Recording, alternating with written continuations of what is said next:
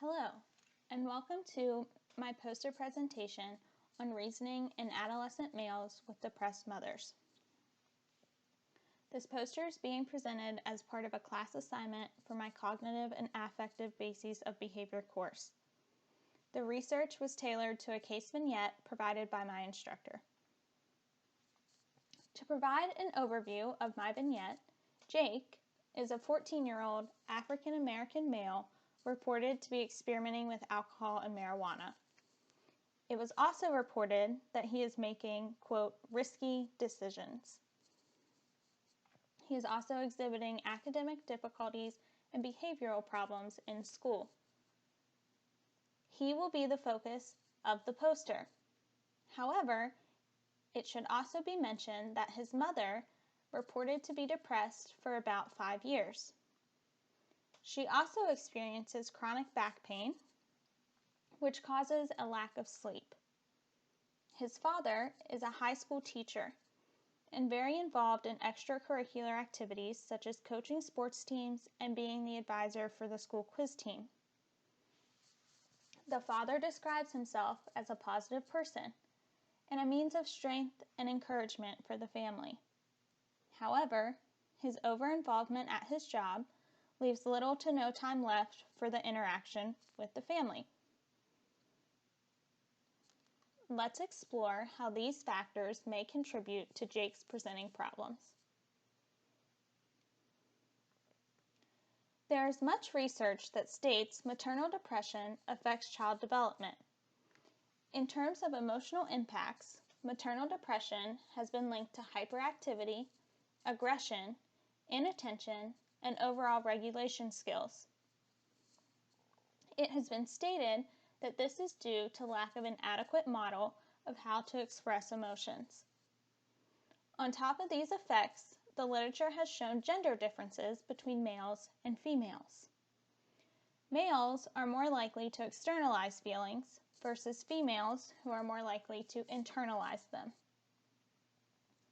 The externalization of strong emotions has been found to lead to poor school performance and poor peer relations. This poor school performance could be academic performance or simply behavioral concerns within the school, both of which are noted within our vignette. Our impulses also highly impact our judgment and decision-making skills. One must override emotional impulses that originate in the limbic system in our brains in order to make rational decisions. This is more difficult for teens or adolescents to do because of the immature development in the prefrontal cortex. Adolescents rely on their amygdalas to make decisions. The amygdala is associated with emotions, impulses, aggressions, and instinctive behaviors.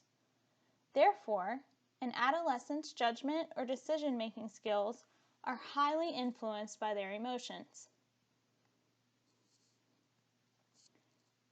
Previous research using the balloon emotional learning task, pictured here, shows that adolescence is associated with higher risk-taking, as teens focus more on the benefits of a risk than possible negative outcomes.